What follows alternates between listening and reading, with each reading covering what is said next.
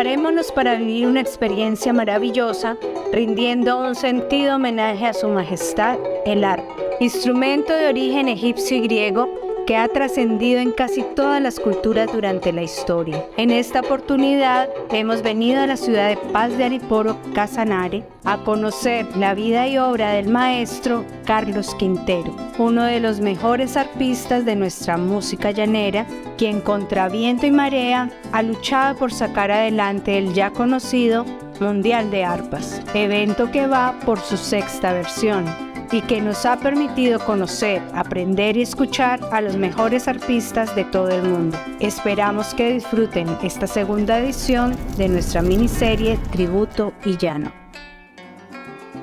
Las fotos que tengo más relevantes de la época cuando arranqué a tocar el arpa, a la edad de 9 años, con mis hermanos en el cuatro y en las maracas, el conjunto de los Gavilanes. La prueba más importante y la prueba reina que tengo, que empecé a tocar arpa hace 40 años exactamente, es esta, cuando precisamente los Gavilanes o los hermanitos Quintero hacían parte de este grupo único en su época, año 1985. Hola, ¿qué tal mis amigos? Excelente día para todos ustedes, nuestros televidentes de 4Channel. Cordial bienvenida. Yo soy Alexander Cárdenas, el Negro Choco, artista casanareño, y hoy estamos aquí desde una de las ciudades más bonitas que tiene nuestro departamento Casanare, Paz de Ariporo, que hoy es la protagonista. Y tenemos un extraordinario invitado en este día, el cual va a enriquecer muchísimo el conocimiento para todo aquel que es amante del instrumento mayor, de la reina, de la señora arpa. Así que queremos dar una cordial bienvenida al maestro Carlos Quintero. Maestro Carlitos, bienvenido a 4Channel. Choco, muchas gracias, el honor es mío, de verdad que estas cosas que suceden con ustedes, que nos vengan a visitar, que nos vengan a saludar, eso para mí es de mucho orgullo, sentir que ustedes vienen a saludarnos, que vienen a visitarnos. Como nosotros somos campesinos, nosotros queremos y hacemos las cosas de acuerdo a lo que ustedes digan que hacemos, lo hacemos. De modo que bienvenidos nuevamente aquí a Gracias maestro Carlos. Ahora vamos a entrar aquí un poquitico más en contexto, más familiaridad. ¿Quién es Carlos Quintero?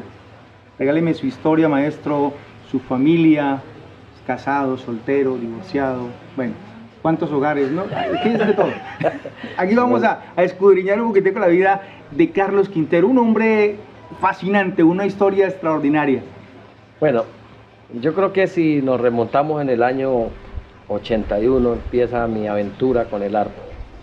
Ya 42 años, que no es fácil, pero tampoco es difícil cuando uno se propone metas en la vida. Es algo que nosotros un camino que hemos trazado poquito a poco. Yo ahorita le contaba mi historia, pero la historia real de cuando nace la idea de ser artista no es por mi voluntad, sino por más bien voluntad de mi padre. Mi padre le fascinaba la música, y él quiso que yo fuera artista. De hecho, nos construyó los primeros instrumentos fue mi papá. Mi papá hizo un arpa que él llamó arpa, fue un tabique más bien, con unos palos ahí, unas cuerdas de nylon de pescar. Hizo también las cuerdas, los bajos de tripa de gallina. Es una cosa que yo si hubiera tenido un poquito más de años le hubiera cogido una rabia al arpa, porque es que definitivamente me volvían a dar los dedos. Nosotros vivíamos en un caserío aquí muy cerca, en Caño Chiquito. Yo soy nacido en Agua Verde, pero me crié en Caño Chiquito. Y allí fue la infancia nuestra con esos instrumentos. Mi hermano le hizo a mi papá un guitarrón con unas... usted se acuerda, yo creo, Choco, porque usted no es que sea tan niño. Yo creo que el doctor Juan Carlos sí debe saber, pero a nosotros nos hicieron, ¿usted se acuerda cuando salió un tarro de aceite de manteca en lata? Y tenía un hueco aquí en la mitad, pues claro, ese le quedaba, no era sino ponerle el pescuezo y ya quedaba el 4. Y mi papá dijo que eso era un 4 y eso fue un 4 para mi hermano, y pues las maracas a mi hermano menor las hizo de coco, que eso sí era más fácil ya, ¿no? Entonces ahí empezó la aventura nuestra por la música. Luego venimos aquí al pueblo por situaciones de la violencia en aquella época. Venimos aquí al pueblo y yo me acuerdo que en paz descanse ese gran personaje llamado Carlos Bona, don Zapocotizo. Él vino, vinimos nosotros aquí y él era un personaje. Él quería que nosotros la enseñanza nos la diera él, pero mi papá era muy celoso con lo que ya nosotros estábamos progresando en la parte musical. Entonces él dijo que, pues, que la Casa de la Cultura no quería Casa de la Cultura para sus hijos, sino que el profesor tenía que ser mi papá no sabía nada, eso sí, mi papá lo que sabía era rasguñar una guitarra y eso medio como decíamos nosotros, surrungueado. Pero esa fue la vida nuestra. Luego llegamos aquí a Paz de Ariporo. Perdón, maestro, ¿el tutor fue maestro Carlos Bona? Carlos Bona fue un personaje que tuvo que ver mucho en la carrera nuestra, porque él era el director de la Casa de la Cultura en aquella época aquí en Paz de Ariporo. Y Carlos Bona, él tuvo un cariño muy especial con nosotros. Y él decía que, incluso ya cuando me formé como artista, él decía que yo era su hijo adoptivo. Entonces él era muy orgulloso con Carlos Quintero.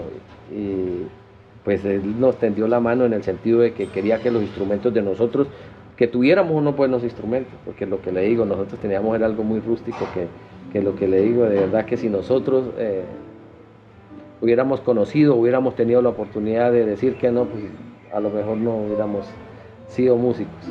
Con el transcurrir del tiempo fue que ya nosotros empezamos a ver el resultado muy bueno, porque a nosotros ya nos empezó a gustar la plata. Yo le contaba ahorita extra micrófonos que habían 3 cantinas aquí en Paz de Ariporo, Los Alpes, La Cumbre y El Nevado. 3 cantinas que usted, sábado y domingo salíamos nosotros, mis 3 hermanos, nos habíamos 4 canciones nomás. El corrido de Justo Pérez, Furia, El Llanero Veterano y un pasaje que llama Alcaraván Compañero, que en aquella época sonaba mucho en el año 82. Entonces eran las 4 canciones y como nosotros le tocábamos era a los borrachos, pues entonces le olvidaba y volvíamos a lo que terminábamos la cuarta, nos devolvíamos otra vez por la primera y tocábamos un resto de canciones, pues poco de tiempo. ¿Quién cantaba? Mi hermano menor, el maraquero. Entonces a nosotros nos pagaban, cuando nos pagaban súper bien, nos pagaban a 7 pesos, y 7 pesos era un platal en esa época. Nosotros llegábamos a hacer un fin de semana 500, 600 pesos, que eso a nosotros nos alcanzaba casi para vivir un mes relajados, pero como nosotros lo agarramos como costumbre, lo hacíamos cada 8 días. Imagínense, entonces nosotros fuimos trabajando esa parte de la música y empezando a ver el resultado, y ya empezaron a vernos también de afuera, ¿no? Venía gente, que era muy difícil llegar a Paz de Ariporo, pero la gente que nos veía quería llevarnos a otras regiones, a otros lados. Incluso llegamos a ir en esa época, lo más lejos fue a Venezuela, San Antonio del Táchira, me acuerdo de tanto. Por primera vez monté en una avioneta, siendo un niño como de 11 años. Y eso fue, pues era algo en esa época, pues, único. Unos niños, un grupo de niños, pues no se veía, y ahora se ve con mucha frecuencia. Los nombres de los otros integrantes del grupo. Danilo, Alexis y Carlos, los Gavilanes. ¿Hermanos? Todos 3 hermanos, los Gavilanes. O sea, ok. Ese, a propósito, ese nombre artístico de los Gavilanes, un señor que acaba de partir al lado del Padre Eterno, como dijo el Reinaldo Armas, don Miguel Cárdenas, fue el que nos puso así. Miguel Cárdenas de Yopal. Del de Yopal, sí, el que él falleció, creo, si no estoy mal, el año pasado, pero él fue el que nos puso los Gavilanes. Y así nos quedamos los Gavilanes, y otros nos decían aquí, porque el corrido de Justo Pérez es una canción que incluso mi papá había escrito, una vaina demasiado sabanera que había hecho mi papá, y se llamaba, Justo Pérez era un tío de nosotros. Entonces mi papá tenía unas diferencias con un señor que decía que nosotros éramos tamareños, y en esa época decir que uno era de Támara, decía no, pues este es de Guate, de una vez. Entonces dijo mi papá, no, yo tengo que responderle, señor, que ustedes no son ninguno Guate, ustedes nacieron en Agua Verde y ustedes son sobrinos de Justo Pérez, era el ganadero de la región en esa época, sobrino de Justo Pérez. Entonces una parte de ese corrido decía que los tigres enrastrojados, que Alexis, Danilo y Carlos, los tigres enrastrojados, decían la final de un verso por allá. Entonces nos llamaban los tigres enrastrojados también aquí. Cuando llegaban los tigres enrastrojados, pues, siempre nosotros con las mismas canciones. Hasta que fue creciendo el repertorio, tal vez llegamos a 6 canciones de 4. Su referente artístico para el arpa, ¿quién fue, maestro? Bueno, hubo muchos personajes que yo todavía admiro, y pues yo creo que si nosotros hablamos de referentes de la música tenemos que remontarnos hacia Venezuela. Yo creo que afortunada o desafortunadamente nosotros tenemos que mirar allá, Sí. porque Juan Vicente Torrealba, Sí. el Indio Figueredo, Omar Moreno, Neris Torrealba, Urbino Ruiz, Eudes Álvarez, que lo he traído al festival el año pasado, tuve el honor de traerlo nuevamente aquí, de ese honor que nos da el maestro Eudes Álvarez de que nos acompañe en nuestro festival, y es uno de los artistas, pocos artistas que quedan. Esa era mi referente. De la vieja guardia. Joseito Romero, pues claro, eran los de la época que sonaban, Alfredo Tovar, los músicos de Reinaldo Armas que sonaban esa vez, Aquilino Díaz Mandarina el maraquero, Jesús Rodríguez el cuatrista, Abraham Marrero y todos los artistas que trabajaban con él, los maestros estos, se me va el nombre en este momento, bueno, y aquí de Colombia lógicamente David Parales, el maestro Mario Tineo,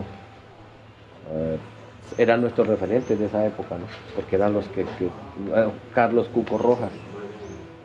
Cuando el maestro Carlos Quintero sale de Pagariporo y se va a Bogotá a buscar otro rumbo, a buscar un horizonte, ¿cuántos años tenía el maestro Carlos Quintero? Yo salí de 16 años de Pagariporo. Un niño. Yo le contaba que con una maleta y una muda de ropa, y no era una maleta, era una Pero mochila. la maleta llena de sueños.